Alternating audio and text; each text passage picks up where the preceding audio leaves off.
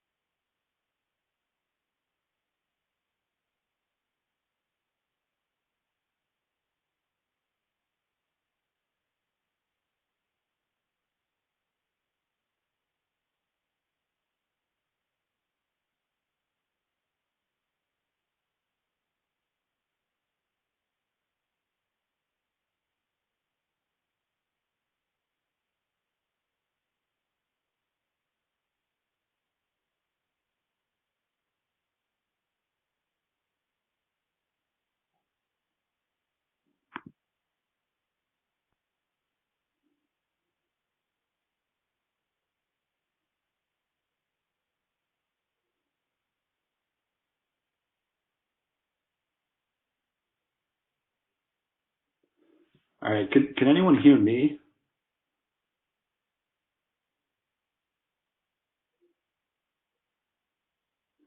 Okay, great. I guess it's just Dr. Johnson that's off the line here. Give us a second. Let's see if we can figure out what's going on.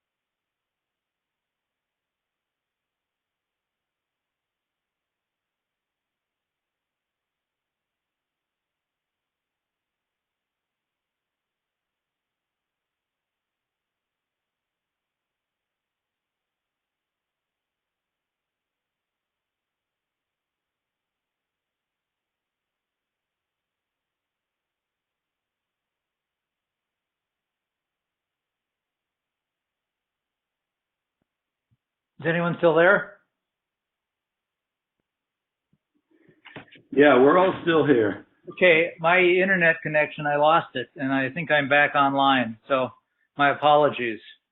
No problem. We can hear you loud and clear now. All right, well, what we're going to do is talk about some of the evidence, if there is any, and popular belief about things that have made use of whole blood or platelet-rich plasma and even stem cell injections so popular, especially among athletes with athletic injuries. Then once looking at the information we have, we'll decide if there is justification for using some of these techniques. And the way we'll do that is talk about what has been the impetus behind the development of the use of biologics, how we think they work, because we don't know for sure, how we use them, and then see how solid is the research supporting our use. As with many things in sports, something is done, it's started, it seems popular, and it continues to be used until we find out it doesn't work. And there are many examples of this over the course of sports medicine history. I have the Shazam factor, primarily because it takes people by storm. They see that athletes, professional athletes, are getting these procedures done. Some are traveling to Europe to get them done. So if a professional athlete will get it, it must be good, the Shazam factor.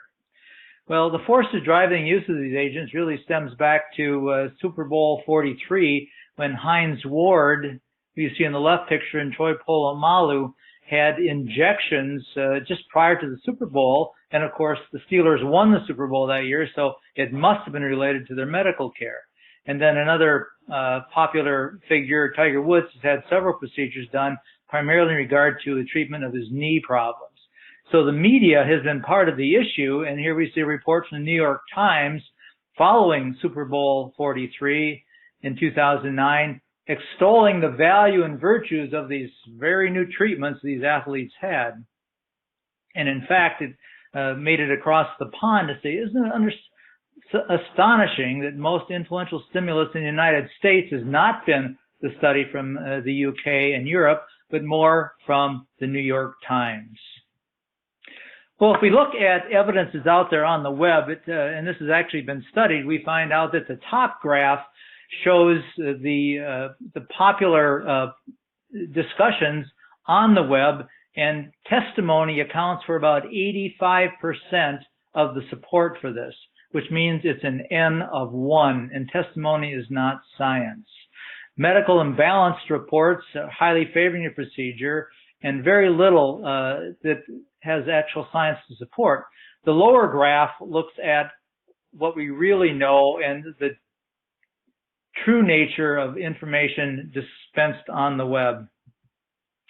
Other forces driving the agents is industry. Most of the research has come from industry-sponsored research, and most of that has been with stem cells and PRP, or platelet-rich plasma, because there is equipment to be sold if people will use that product. So most of it is a little bit biased because of those reports, and physicians are not immune to being a part of this problem. If we look at this, shows patient testimonials, but more importantly, it shows physicians, how they consider it 5 times as potent as regular prolotherapy. It's going to shorten rehab and eliminate.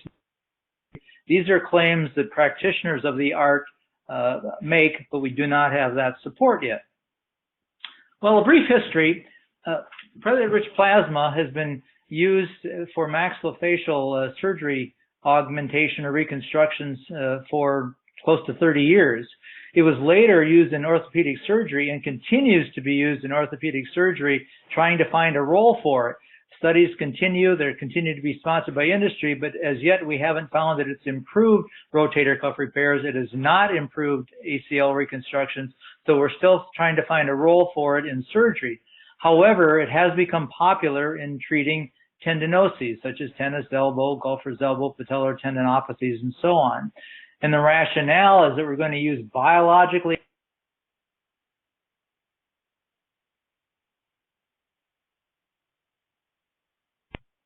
oh, shoot.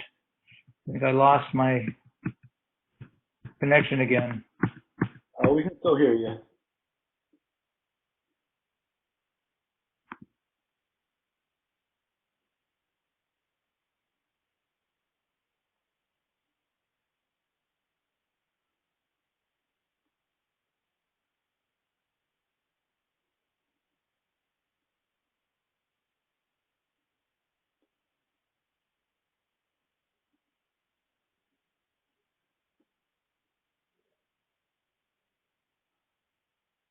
Dr. Johnson?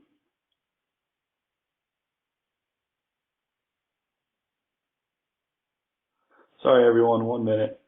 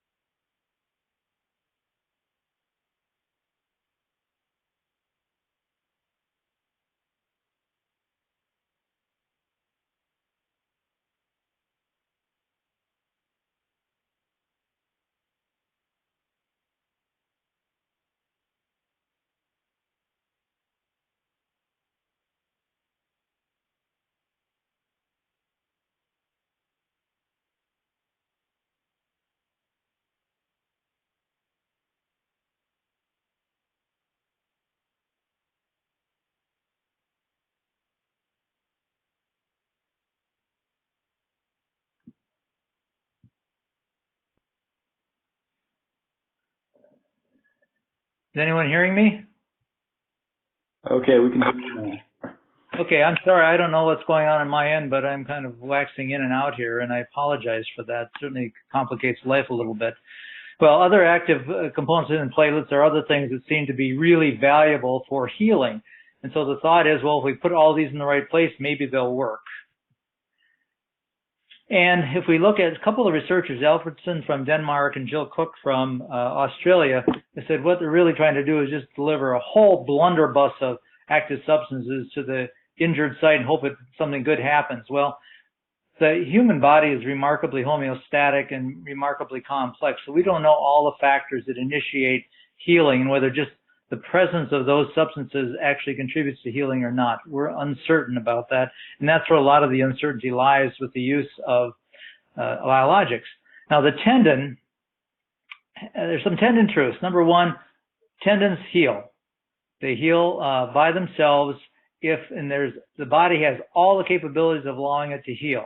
For instance, if one has tennis elbow, or if we get a group of people with tennis elbow and we do nothing, 18 months later, 90% will say they are back to normal. Some back to normal in a month, some back to normal in 3 months, some back to normal in 18 months.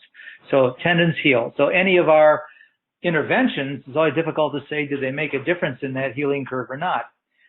And healing results from anything that produces an inflammatory response. Inflammation, followed by proliferation, followed by remodeling, processes that take anywhere from 6 to 12 weeks to complete. And this is what happens when we injure ourselves. This cascade of healing events occurs.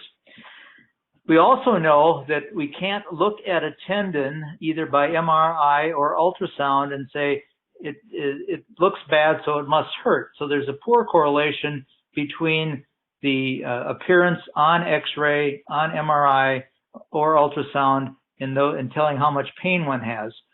So the fact that it looks normal doesn't mean it's pain-free. The fact it looks abnormal doesn't mean it's painful. And our animal studies, which we're basing a lot of our treatments upon, are usually based on cutting a tendon, but that's not tendinosis or tendinopathy. Or they're created by stretching a tendon, and that's not how the injury occurs. So we're using animal models that don't accurately reflect what happens in the human. And then tendons do react to needles. Maybe they react to substances, but they do react to needles. Well, if we look at what we do with the biologics, whether it be whole blood or platelet-rich plasma, we start out by drawing some blood.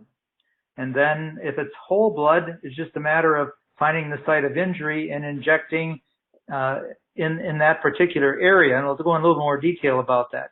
If it's platelet-rich plasma we're using, then you'll have to draw a larger volume of blood because it's then put in a centrifuge and spun anywhere from 5 to 15 minutes, resulting in eliminating some of the white blood cells and some of the red blood cells from the substance and getting a concentrated platelet, anywhere from 3 times to 5 times to 7 times, even 9 times whole blood.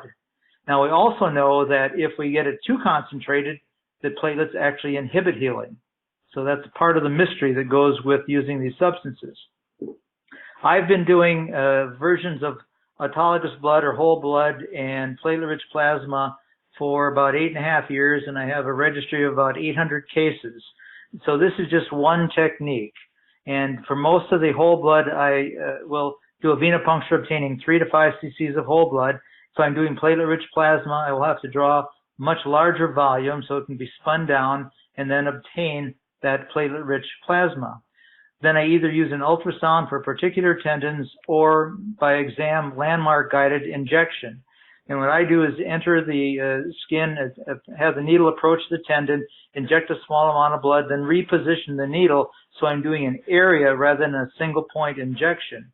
Upon delivering all the blood, most of us will have a little, using the needle to fenestrate at least 10 times, what most of the studies do, saying that if my needle can create further hemorrhage or further injury, it might incite a further healing response.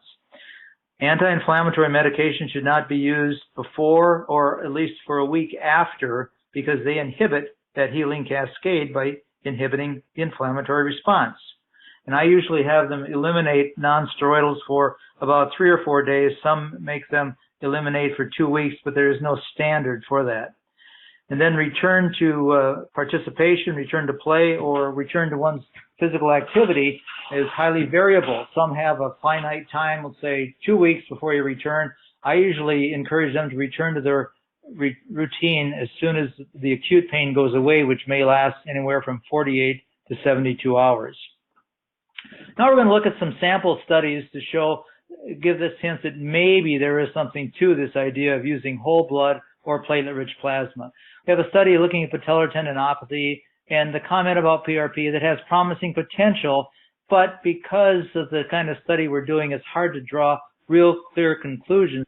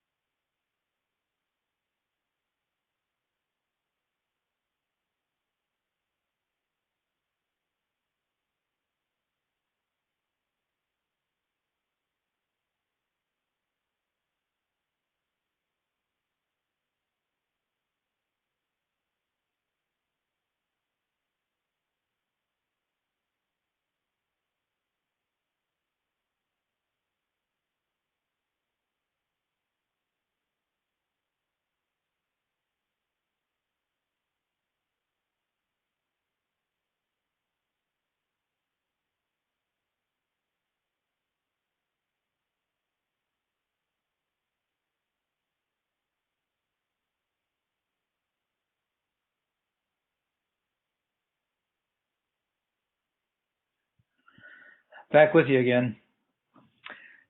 Another study looking at patellar tendinopathy said that generally it showed improvement, but interestingly, when we can get some studies, the numbers are usually small. There's usually no control, so we don't know whether the treatment altered the outcome or whether it was a natural healing trajectory. We've actually had studies comparing platelet-rich plasma to extracorporeal shockwave therapy, which actually has some pretty good science behind it. In this particular study, about to a year, it found that it was better than shockwave therapy. Other comparisons, and there's been a broad range of things done to the patella, dry needling, which is the popular physical therapy modality right now, blood, platelet-rich plasma, sclerosing agents, and aprotein, have resulted in, the best I can say, it seems to show promise, although corticosteroids did result in a relapse of symptoms. We'll revisit that idea about corticosteroids in a short time here. Tennis elbow is by far the most common thing that I see that I ultimately treat. It's not my first choice of treatment, but if failing physical therapy standards and activity modification, I will consider some of these agents. Now here is an early study out of the University of Wisconsin-Madison that looked at several different agents that could be considered biological agents. Polidocanol is a sclerosing agent available in Europe but not in this country, and it seemed to be effective even when they carried out the results to 2 years. Further studies on tennis elbow show that in one study out of Stanford, Mishra and his colleagues showed 93% pain reduction as a small number, just very few controls, but they went out about 3 years showing that it seemed to be sustained in this small group. Interestingly, there was another study that the same researcher compared platelet-rich plasma to just using the needle as a control, and as you can see, the controls did pretty well. Over 2/3 of them got better compared to about 80% or slightly over 80% for those being treated with platelet-rich plasma. Another study compared corticosteroids to PRP and whole blood and found no difference. But again, this study only went out 3 months, which is really, I think, too short a time to draw any conclusions. Achilles tendons have been treated, and I've treated a few of these as well. And in this study with no controls, the Victoria Institute of Sport measure and another measure of outcomes showed significant improvement. And as even reported when they did imaging, whether it be ultrasound or MRI, the appearance of the image actually improved as well. Another study compared platelet-rich plasma to saline with their normal physical therapy program, and using validated outcome measures found out that both groups did equally well. So the question is it the substance? Is it the needle? Questions continue. Rotator cuff has been used, tried to treat, but this is much more difficult because for most of the problems when you're talking about tennis elbow or golfer's elbow, patellar tendon problems, the source of the discomfort is very localized to a tendon-bone junction. This is a much more widespread area in the rotator cuff, but an attempt was made using saline and platelet-rich plasma, and there was really no difference in outcomes at 1 year. And given the kind of problem they're treating, I'm not at all surprised at this outcome. More recently, we have a meta-analysis that if we look in terms of valid science, that seems to be one of the higher forms, a level 2 study, and it said that if they took 18 studies, only 8 were free of bias, at least perceived bias, and said it seems to make a difference, but again, the outcomes were only measured to 3 months, which is hardly valid in terms of complete recovery. Platelet-rich plasma has been used also to treat ligament injuries. In one study without controls and yet unpublished because it probably is not such a good study, showed slightly improvement in terms of time to return to play. More importantly, the ulnar collateral ligament tear of elbows, the one that requires Tommy John surgery, when they saw partial tears, many of these athletes were treated with platelet-rich plasma and followed out an average of about 1.5 years, and found out that 30 of 34 returned to the same level of play, not just return to play, but their same level of play. It doesn't highlight whether they're high school, college, or professional athletes, and the average return to play was 12 weeks. Now, there were no controls. So once again, we don't know if it's a normal recovery just because of their downtime, the relative rest, the rehab, or was it the intervention with platelet-rich plasma. Attempts have been made to use platelet-rich plasma for acute muscle injury, acute muscle strains. It was tried in 14 professional athletes. They seem to do a little bit better, but again, these are professional athletes, and that's not your normal athletic population, so it's hard to make any conclusions from that study. In general, Tom Best, formerly at Ohio State, said we just don't have any clinical evidence for using platelet-rich plasma in acute muscle injuries. Well, most of the study has been done on PRP because it's industry generated. I want to talk a little bit about whole blood, which is my most popular intervention when I treat a tennis elbow or golfer's elbow. And this study just shows that the 2 different outcome measures, from the injection to 3 months and sustained out 3 years, the results were really were very good by these outcome measures. There are other studies reflecting similar results, but more importantly, there have been studies comparing platelet-rich plasma to whole blood or autologous blood injections. And this study showed that when measuring at 3 months and 6 months, there was no difference in outcomes by any measure that they used. And they are clearly different procedures with different implications, different costs. Another study comparing platelet-rich plasma to whole blood shows out to 6 months, the results are identical. And again, another study showing that we have similar outcomes, suggesting that maybe, and we'll talk about the cost of the procedures, maybe a less expensive procedure such as whole blood is every bit as good as those glitzy, glamorous, Shazam types of procedures such as platelet-rich plasma. And another study at said that even at 12 months, the results were similar. So we have comparisons of platelet-rich plasma and blood, which are the two most commonly used interventions for the chronic tendinoses. I talk about traditional treatment only that there are still many practitioners that use corticosteroids on tendons. It's certainly not one of my favorite things to do because overuse can actually make the tendon deteriorate more rapidly, just like it can make a joint deteriorate more rapidly if we overuse corticosteroids for osteoarthritis. And this is a study out of Mayo that's quite old. It just shows that the improvements were the same whether you use corticosteroids or sham. At 6 months, there was no difference.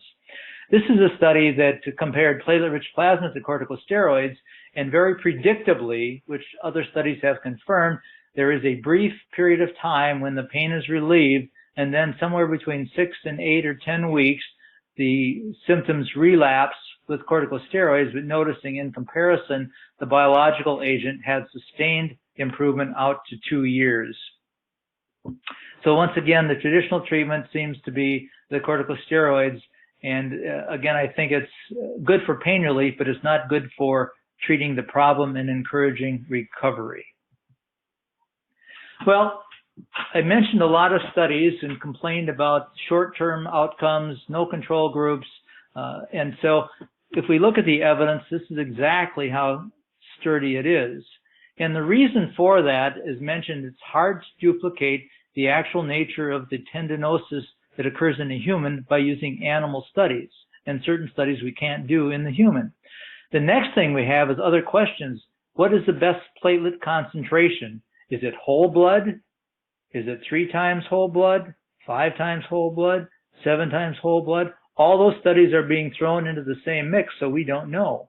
Does the pH of a local anesthetic affect its efficacy? And if so, what is the optimal pH to encourage platelet activity? What is the optimal dose? Is it 3 cc's, 5 cc's, 7 cc's? How many times should we inject? And what should the interval be between the injections? I plan to do a single injection and only repeat at the 6 to 12 week time frame if the patient desires this. And the other thing we haven't figured out yet, given the ability of the body to heal itself, is there a role for the red cells and the white cells in this kind of tissue recovery? If so, if we spin them off, maybe we are affecting healing because we're not using a truly homeostatic substance. Well, from the Clinical Journal of Sports Medicine in 2011 said there is a lack of high-level evidence, and the subsequent paragraphs describe why we don't think there's high-level evidence. Cochrane review initially came out in 2011, updated in 2014, and said the risk is low, which is a good thing, and I agree with that. The quality of evidence supporting it is low. For tennis elbow, a systematic review, again, high level of evidence, suggests that studies have shown it's better, and studies have shown not as effective as corticosteroids. It depends on the outcome measured. Another meta-analysis that pooled the data said that there is a lack of good randomized controlled trials to say that there are intermediate or long-term clinical benefits. And furthermore, another evaluation more recently just says, although it's a popular procedure, the level of evidence supporting it remains low. So we have not much evidence, and without much evidence, we have even a brand new player on the scene. And I refer to this as a biological stew because we're talking about stem cells. So, and what is my thought about using either whole blood or platelet-rich plasma in treating tendinoses? And I'll comment on that near the end, but I think it has a role, and I think at some point we will prove its efficacy compared to traditional corticosteroids or some of the more advanced things like stem cells. Well, stem cells, and those of you who are in medical school are much closer to the study of stem cells than I, but they're cells that serve as progenitor cells, undifferentiated cells that can differentiate into specialized tissues. And we think they work, again, in theory. In animal studies, they work. They can maybe serve as a reservoir to replace tendon cells, tenocytes, maybe chondrocytes, in the joint, we aren't sure yet, or maybe myocytes. And so we'll talk about the preparation, but they are injected into the affected site. We have sources for stem cells, and certainly stem cells are being used widely for treating leukemia and other blood-borne diseases, and fairly successfully, but these are hematopoietic-derived stem cells from blood products. Those that are used in musculotendinous injury are mesenchymal cells, most commonly derived from the adipose tissue. And those adipose-derived mesenchymal stem cells are thought to be able to differentiate into those important to the musculoskeletal system. What actually activates them, how do they work, and can we artificially implant them in a particular site and expect them to do the work? Those are the questions.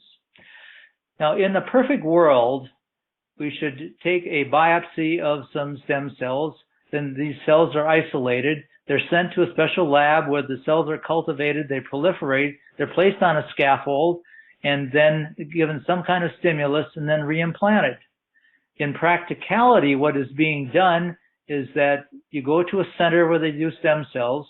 They'll put a little anesthetic in wherever you have a nice collection of fat, aspirate a certain amount of cells, spin it down, and then re-inject at the site of injury. There's no control as to whether there's one stem cell or 20 stem cells or an appropriate number, or are we just reimplanting fat cells, adipocytes. So again, there's a lot of uncertainty, and the question still comes back, is it the needle or the substance? What evidence do we have? Well, we have some animal studies showing that if you have a gap in an Achilles tendon, which isn't exactly how we have injuries, it seemed to result in improvement. There are very, very few human studies, and maybe it resulted in improved function and less pain. We don't know if it actually healed the tendon. So where are we in 2017 with stem cells? Very, very little supporting evidence. What is the best source of stem cells? Are we okay just taking fat cells, or should we actually send them for tissue growth and culture? How many cells? What's the timing and frequency? So the same issues that have arisen with platelet-rich plasma and whole blood arise with stem cells. And there's also the question of stem cells differentiating into malignant cells. So the oncogenic potential is real, not reported yet, but that's a potential in the use of stem cells. I want to bring up some other considerations that often aren't thought about as we jump on the bandwagon for biological agents. Jill Cook out of Australia has often asked, is it the substance we inject or is it the needle? And that can be asked because in certain centers, they're doing, for tennis elbow, people will put a large amount of anesthetic into the site and then under ultrasound guidance take a large bore needle and literally do a percutaneous tenotomy. They chew up that tendon completely. And then they immobilize for about a month to let it heal and then start the rehab. And their results are okay, just like whole blood and platelet-rich plasma are okay. The drawback from this is a month of immobilization and then another 4 to 6 or 8 weeks of rehab before back to activity. Plus, there are studies that suggest that needle fenestration is every bit as effective as needle fenestration with a substance. Bring up Wayne Jonas, who talked about the placebo effect. We use it all the time in treating our patients as we think about it. But here are things that affect patient outcomes. Colored tablets work better than white tablets. If they're more expensive, they tend to have more profound placebo effect and results are better. The number of tablets one takes and their expense also improves outcomes. Injections always rate better than pills. For instance, athletes popularly like to use tramadol prior to an event for pain control. It's getting less and less frequent because the NCAA and professional sports are being a little bit cautious about its use, but athletes would always get the injection, although the onset of action is the same whether it's taken orally or by injection. So injections always have better effect. The setting of the treatment, if it's done in just a simple exam room, it won't be nearly as effective if it's done in a nice sterile surgical suite. And if you have part of the therapeutic ritual is to use either fluoroscopy or ultrasound, that's another added benefit to the outcome. Patients also come in with expectations because they've read about the miraculous effects of these substances online that improves our outcomes. And if me, as the physician delivering, I give a good positive response and say, there's nothing in the world can match this. This is an outstanding treatment. It has a Shazam factor. I'm going to get better results. So all of these things can contribute to better outcomes.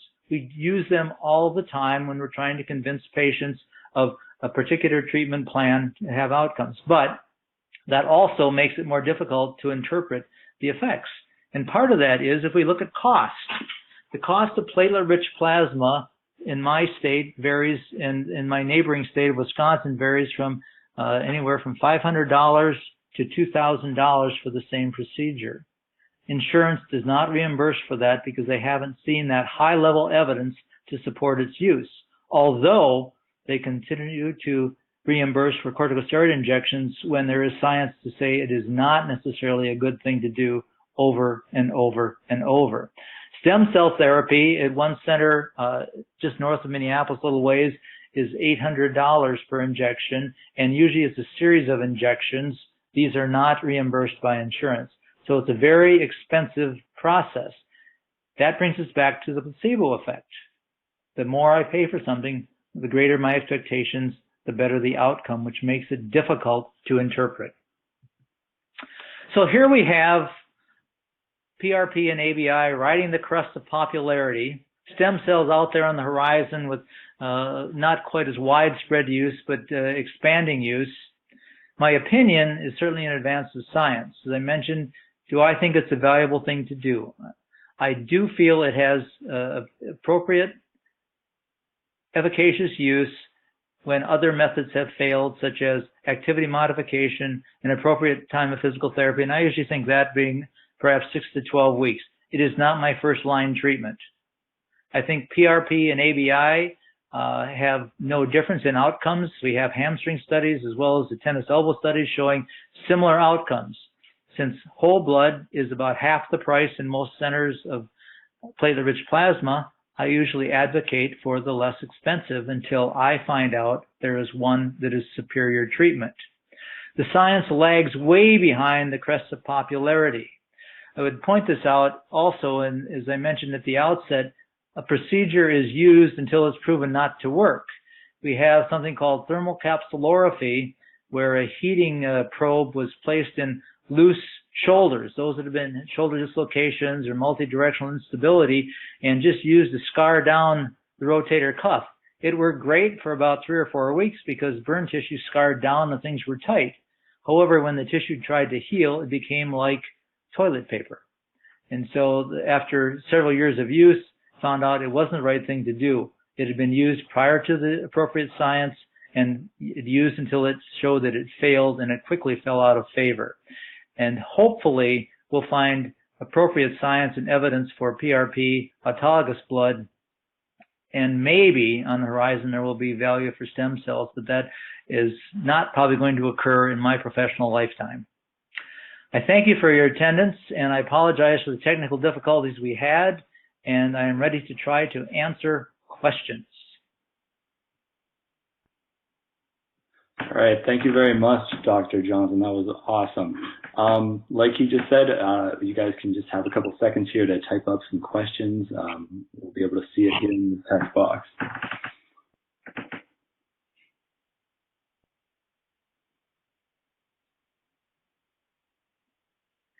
While we're waiting for questions, I might add that I am at odds with most insurance companies because they rely on placebo-controlled, randomized controlled trials to verify this, and yet there are no surgical procedures that have to live up to that same standard.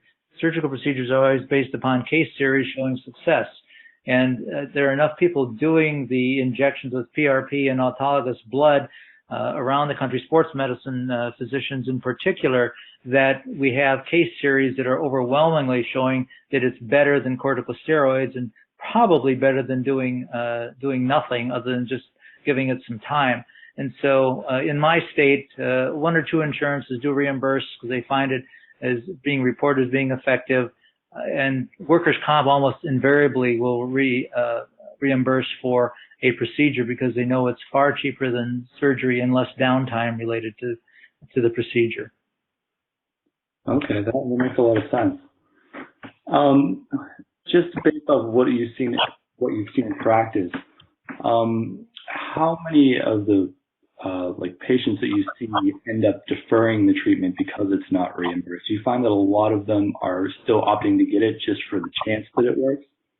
Most are opting to get it because they failed so many other treatments and they're just frustrated. I've only had probably maybe 5% or 10% of my patients with tennis elbow, which is by far the most common problem I see, that have actually waited 18 months to see if they'd be one of that 90% that got better. And most of the people will say, well, it's not better in a couple of months, you've got to do something. I point out that we can do something, but I can't tell whether I'm going to change their healing trajectory by doing the procedure. But at their request, I will do that. And I'm not a good salesman for it because I tell them a number of things. Number one, I say, we don't know exactly how it works. Mm-hmm. You may have to pay for it. Number three, it's going to hurt when I do it, and it's not 100% effective. Right. So they still choose to go ahead with it because they're frustrated about not seeing progress. And I get the anecdotal reports that people said it's the only thing that did help them at all. And my overall experience is probably about 2/3 of the people felt that it was important in their recovery process. So it's not universal. People that had multiple corticosteroid injections for these problems, I find it much more difficult to treat because there are some changes in the tendon as a result of corticosteroids that make it very difficult for a tendon to heal. Okay. All right. Well, I see some of the questions. You want to? Would you like can to, I just answer them? Or would you just want to go down the list here?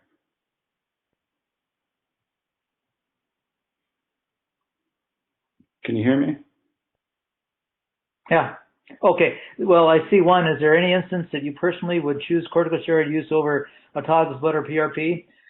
A patient requests for pain relief. If that is their only goal, I will consider doing that because what I do does not relieve pain. It increases their pain for 2 or 3 days. You get back to the baseline pain, and then about 5 or 6 or 7 weeks later, they say, oh, good, it's finally getting better. But that's how we heal. And the corticosteroids do a good job of pain relief, but I warn them, you will probably feel good for a month, and then 6 or 8 weeks from now, we'll be having the same discussion. And for those few I have used corticosteroids, that is a discussion we have in that time interval.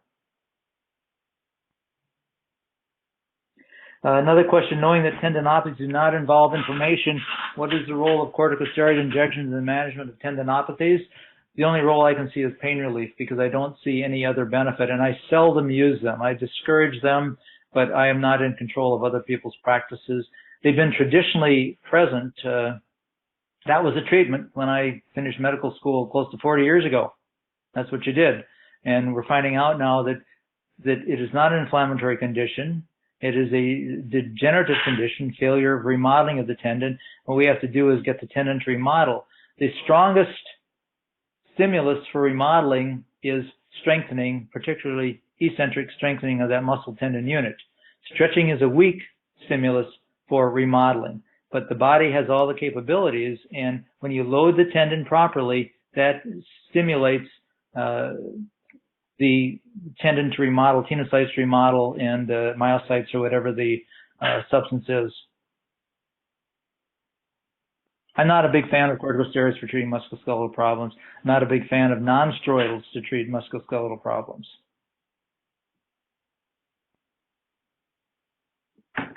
Okay. Yeah, if you look above those two questions, there's also one from Matt and Luke. Can you see those? Okay, I don't know if I can scroll here. Oh, there we go. What is the reasoning for PRP being twice as expensive as ABI treatment? The reason, autologous blood, all I need is a tourniquet, a butterfly, a syringe, and a needle. So that's not very expensive. It's just the labor and the venipuncture and then performing the procedure, which is about the same as injecting corticosteroids in an arthritic joint. PRP requires special equipment and a kit. Every single PRP injection that's done has a special kit that costs money, and so that increases the expense. Now, at one site, I practice 2 sites in the Minneapolis area. One site, It's about $150 for blood and $300 for platelet-rich plasma. The other site I practice about 10 miles away, different organization, it's about $300 for autologous blood and about $500 for platelet-rich plasma. And it's set by the institution. I use different centrifuge systems, and one is a little bit more expensive than the other, and I think that probably accounts for the cost. But each institution sets their own cost, and it's far cheaper than what my colleagues in Iowa and Wisconsin are charging. Now, whenever they have one of these procedures done, is this something that they can do in the same visit, or is this something that they have to come back for, like after the blood is centrifuged?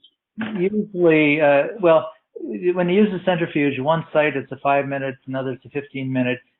Most of them come in with and they're scheduled to say that if after I give them my lecture, my sermon, whatever we'll call it, they still choose to proceed, I can usually go ahead and do that. Because if it's a 15-minute job, well, it's spinning, I can go see another patient in the meantime and then come back and inject. If it's 5 minutes, it usually doesn't interfere too much. But again, it's different systems of centrifuge, different concentration. One is 3 times, one is 5 times concentration. And I don't have any proof one's better than the other because we haven't any proof that whole blood isn't as good as the others.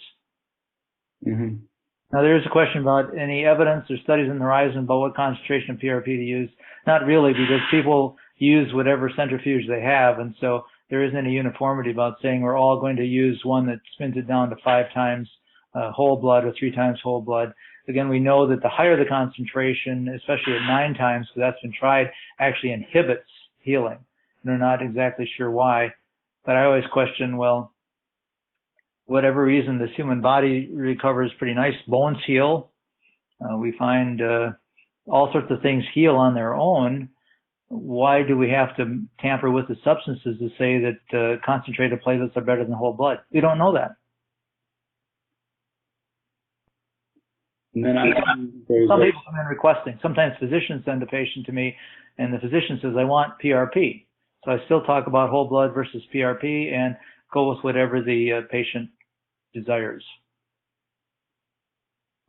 Now, if you had an athlete come into you that was, say, in high school and, just with an acute tendinopathy, would you still offer them these procedures, or would you be more hesitant because they might have a better chance for recovery on their own? Well, you're right. I think that youth recovers fairly nicely. I wouldn't, in no patients, if I'm seeing him the first time making the diagnosis, do I discuss this. I discuss it as a potential treatment if they don't improve, just knowing that there are other options if they fail more traditional standards, which are activity modification, appropriate strengthening of the injured part, and most recover. Tennis elbow, people get very impatient, and I tell them that if I don't do anything, I just make a sign of the cross over you, you're still going to get better, 90% chance getting better in a year and a half. A year and a half sounds like an eternity when they have painful elbows and can't golf or play tennis or whatever, however they're limited. So I usually say that I think 6 or 8 weeks, maybe 12 weeks of activity modification, the appropriate physical therapy, which is mostly strengthening. It's not modalities or ultrasound or that kind of stuff. It's just let them strengthen. And if they're getting better, I said, I can't change that trajectory. If you're not, I will offer this other procedure, but you realize not 100% effective. It'll hurt and it'll cost you money. Mm-hmm. Okay. And then I believe we have one more question at the bottom from Alexa, and then another one from Matt. Scroll down. Well, most of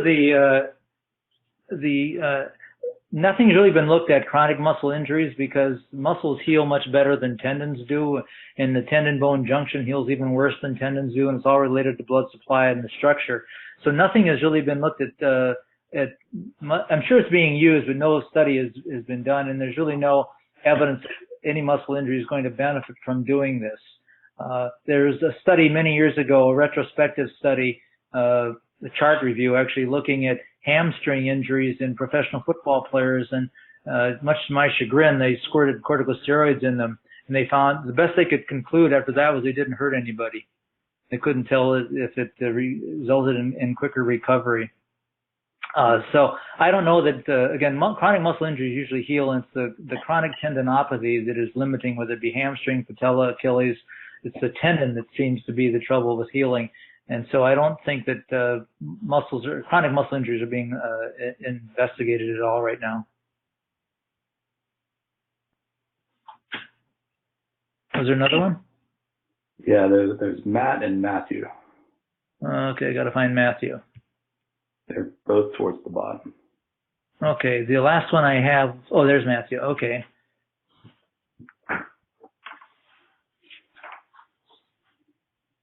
Well, excellent question regarding use of people have to get corticosteroid injections X amount, and failing that, then they can get total knees. Insurances make all sorts of rules trying to save the stockholders' money as compared to value for the policyholders. I've had that approach a long time, that if they were as concerned about the policyholders as they were about the stockholders and the bottom line in the non-profit insurance agencies, we wouldn't have all these issues, but they're all about saving money. And I think, first of all, corticosteroids can often treat arthritic patients well enough that they can do the things they want to do. It does not affect the cure. I tell them it's a pain management strategy for osteoarthritis. Some don't want to go through the procedure because it's a painful recovery, and the older you are, the more difficult it probably is to recover. And so I think people look for other options, and corticosteroids remain an option. Visco supplements can be used, but visco supplements and platelet-rich plasma is being injected into joints for osteoarthritis with extensive experience in Europe. That experience suggests it works well with mild to moderate osteoarthritis, doesn't do very well with advanced osteoarthritis. Nothing we have worked well with advanced osteoarthritis. The best hope still is corticosteroids for that. But the hyaluronic acid and visco supplements and platelet-rich plasma don't have a good track record with advanced osteoarthritis. So the rules are there to say we've tried other things. We didn't jump right to the total joint replacement, and but most people aren't looking forward to a joint replacement just because of the pain, the recovery, and it's only really probably painful for 2 or 3 weeks, and people are already reporting they feel better than prior to the surgery, just they don't have motion and can't return to all their normal activities right away. We have no cure for osteoarthritis. And we have that question from Matt right above Matthew. Oh, the other Matt. Okay. When injecting PRP for large structural tendons such as Achilles, you inject within or adjacent to the tendon. Well, with large tendons like patellar tendon and some hamstrings, origin, and Achilles tendons, I will only do it with ultrasound guidance because it's very easy with the ultrasound to see a hypoechoic area that is the diseased part, and especially when that correlates with the location of their pain. And then if you actually watch the needle go in and inject the blood of the platelet-rich plasma, you just see this tiny potential space just increase in size, just showing it's really bad tissue. And so I will inject in the tendon on ultrasound guidance. The tennis elbow, it's probably a paratendinous because it's a very flat tendon attachment. We can still see the area of involvement, and you can inject intertendinous, but we're probably injecting more adjacent peritendinous than we are injecting into the tendon. The big fat tendons, it's probably best to inject where the problem is.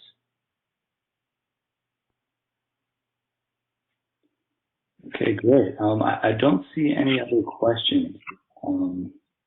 I guess that's about an hour anyway. Well, I'd like to thank you for your tolerance of my technical problems here. And fortunately, once we got on a roll, it finally made it.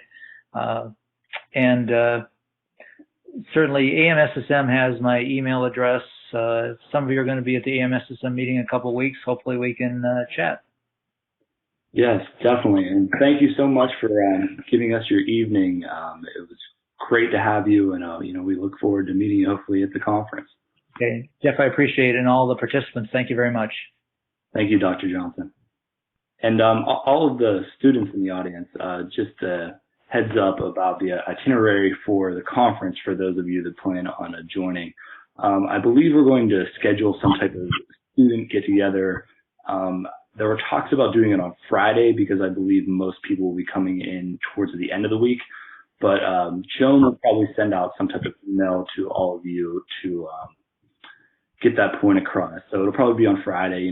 We can meet for a second and just kind of get to know each other. So I look forward to meeting all of you there.